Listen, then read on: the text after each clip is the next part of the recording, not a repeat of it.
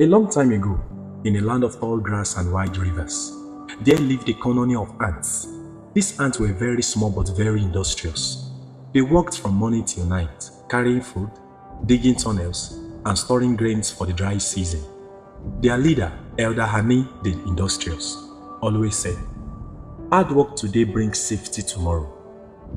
Not far from the ant hill lived a grasshopper named Opi the Free Spirit. He was tall, green, and had long, strong legs for jumping. But Opi was very lazy.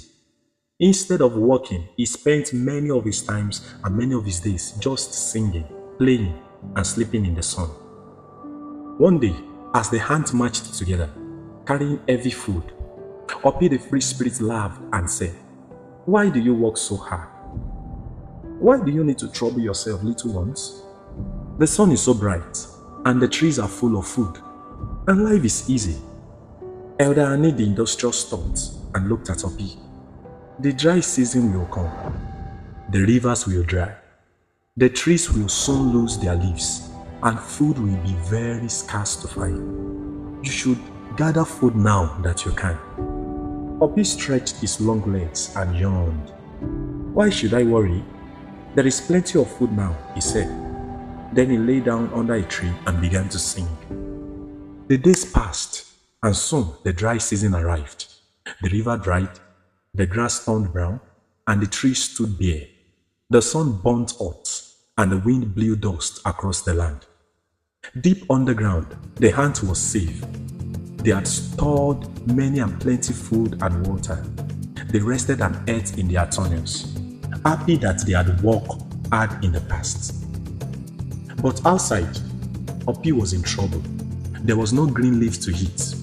The rivers had gone out of water, and the land was empty. The sun was too hot, and Opi had no shelter. He became weak and hungry.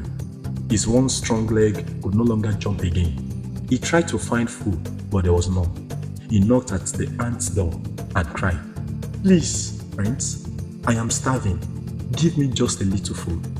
The ant looked at him with pity, but Elder Hani the Industrious shook his head. "We want you, Opi. You had time to work.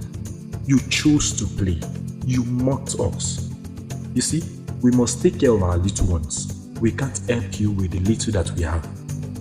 Opi lowered his head. His body was too weak to move. With no food, no water, and no shelter, he lay down under a dry tree. Soon, the sun took his last breath, and Opi was gone. Go to the ants, O sluggard. Consider her ways and be wise. Without having any chief, officer, or ruler, she prepares her bread in the summer and gathers her food in harvest. How long will you lie there, O sluggard? When will you arise from your sleep? A little sleep, a little slumber, a little folding of the hands to rest, and poverty will come upon you like a robber, and want like an armed man.